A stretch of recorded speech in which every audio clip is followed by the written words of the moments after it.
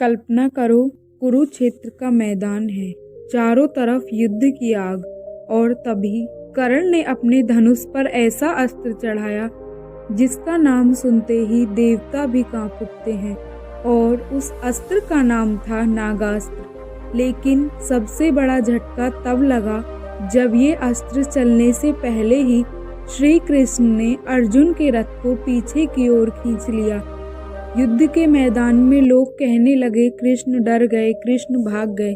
लेकिन सच्चाई इतनी खौफनाक थी कि अगर कृष्ण एक सेकंड भी देर कर देते तो अर्जुन का सिर कटकर धरती पर गिर चुका होता। राधे राधे भक्तों, स्वागत है आप सभी का हमारे चैनल पर।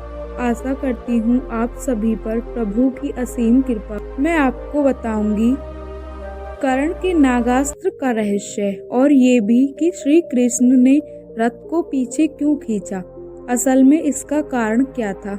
इसलिए वीडियो के अंत तक बने रहिए, क्योंकि जो बात वीडियो के अंत में बताई जाएगी वो महाभारत का सबसे बड़ा चमत्कार और सबसे बड़ी रहस्यमयी बात है।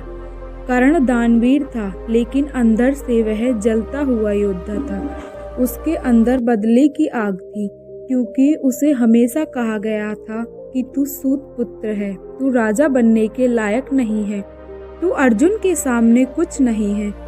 इन सब बातों को सुनकर कर्ण ने मन ही मन प्रतिज्ञा की थी कि एक दिन मैं अर्जुन को जरूर मारूंगा और उसके साथ कृष्ण की सारी चालों को भी खत्म कर दूंगा।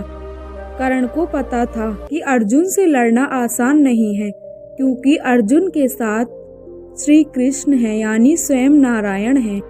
अब कहानी आती है उस अस्त्र की जिसे कोई साधारण अस्त्र नहीं कहा जा सकता। ये अस्त्र था नागराज तक्षक का दिया हुआ। दरअसल में महाभारत में एक बड़ा रहस्य ये है कि नागों को अर्जुन से बहुत नफरत थी, क्योंकि अर्जुन ने एक बार खांडव वन में अग्निदेव की सहायता करके बहुत से नागों का विनाश किया था। उस विनाश में तक्षक नाग का पूरा वंश खत्म हो गया था, और तभी से तक्षक नाग ने कसम खाई थी कि मैं अर्जुन को मारूंगा, चाहे किसी और के हाथों ही क्यों न मरवाना पड़े, लेकिन अर्जुन को मैं जरूर मारूंगा।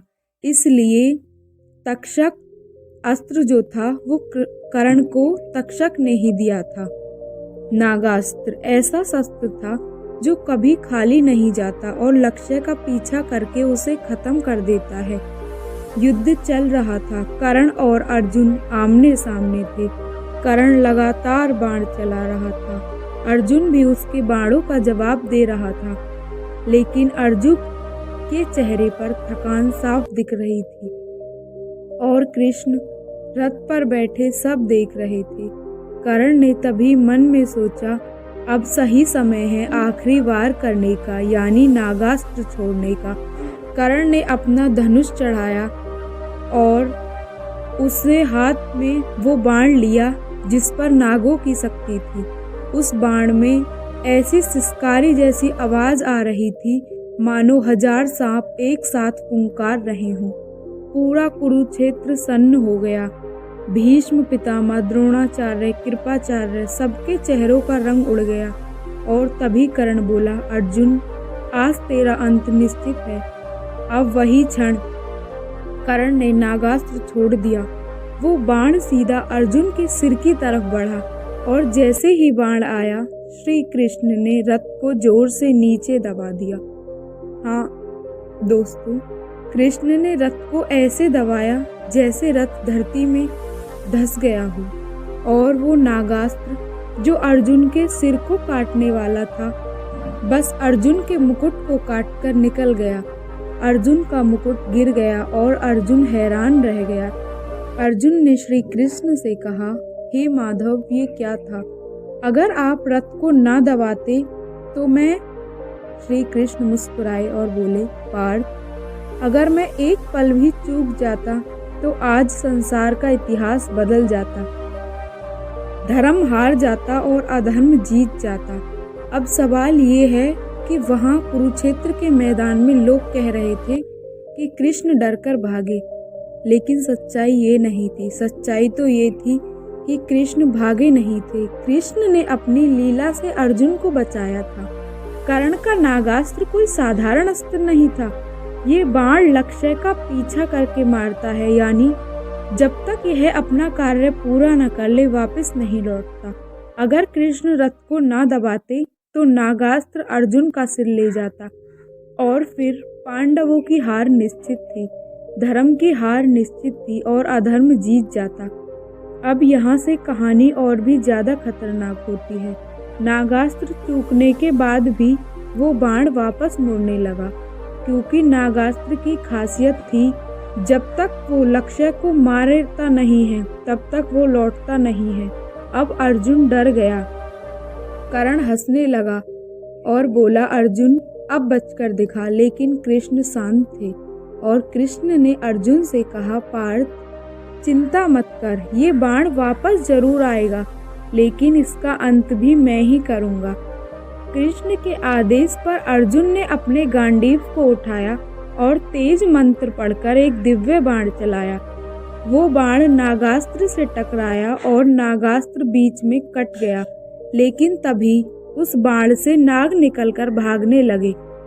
कथा में बताया जाता है कि तक्षक स्वयं उसके सामने आया था। अर्जुन ने दूसरा बाण चलाकर उसे भी खत्म कर दिया।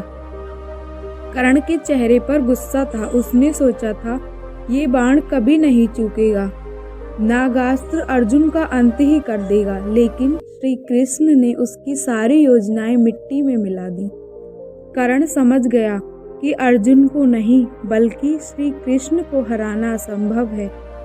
सबसे बड़ा रहस्य ये है कि कृष्ण ने रथ को नीचे कैसे दबाया। महाभारत के अनुसार कृष्ण के रथ के नीचे हनुमान जी विराजमान थे और रथ के ध्वजा पर भी हनुमान जी विराजमान थे।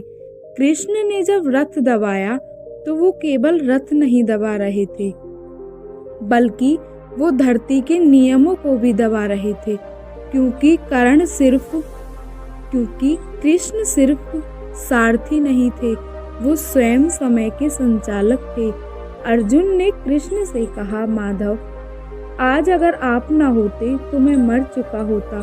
कृष्ण ने बहुत शांत होकर कहा, पार्थ मैं तुझे मरने नहीं दूंगा, क्योंकि तू सिर्फ अर्जुन नहीं है बल्कि तू धर्म की आखिरी उम्मीद है। और तभी कृष्ण ने वो लाइन कही जो आज भी अमर है, जहाँ धर्म होगा वहाँ मैं रहूंगा। लोगों को लगा था कि कृष्ण बीच से भाग गए क्योंकि उन्होंने रथ को अचानक नीचे कर दिया, लेकिन असल में इसके 3 कारण थे। पहला कारण था नागास्त्र का लक्ष्य अर्जुन का सिर था। अगर रथ थोड़ा भी ऊपर रहता तो अर्जुन की मृत्यु निश्चित थी। दूसरा कारण था क्योंकि श्री कृष्ण को पता था कि ये अस्त्र कभी भी भटकता नहीं है, ये अस्त्र सीधा अर्जुन के सिर को ही काटता। और तीसरा कारण था कृष्ण ने रथ दबाकर सिर को नहीं बचाया बल्कि धर्म को बचाया था। अगर अर्जुन मर जाता तो धर्म की हार होती और अधर्म की जीत होती। अब सबसे बड़ा सवाल ये है कि कर्ण के पास इतना शक्तिशाली नागास्त्र था, फिर भी वह अर्जुन को क्यों नहीं मार पाया? क्योंकि कर्ण के पास केवल अस्त्र थे, पर अर्जुन के पास स्वयं श्री कृष्ण थे। और जब तक श्री कृष्ण साथ हों, कोई नागास्त्र, कोई ब्रह्मास्त्र, कोई राक्षस या कोई योद्धा धर्म को हरा नहीं सकता। कुरुक्षेत्र की मिट्टी आज भी गवाही देती है कि कर्ण ने नागास्त्र चलाया था और अर्जुन के सिर को श्री कृष्ण ने कैसे बचाया था। अगर श्री कृष्ण हमारे साथ हैं तो हमारे जीवन में कभी भी कुछ गलत नहीं हो सकता, चाहे सामने वाले के पास कितने ही अस्त्र क्यों ना हो। अर्जुन का जीवन नहीं बचा, बल्कि श्री कृष्ण ने धर्म की विजय की। और अगर आपको हमारी ये कथा पसंद आई हो तो कमेंट में जय श्री कृष्ण जरूर लिखें और सभी कृष्ण भक्तों के पास अवश्य शेयर करें। और कृष्ण के होते भला कोई हमारा क्या बिगाड़ सकता है श्री कृष्ण के बिना, क्योंकि कृष्ण तो स्वयं काल हैं। और एक बार प्रेम से कह दीजिए राधे राधे।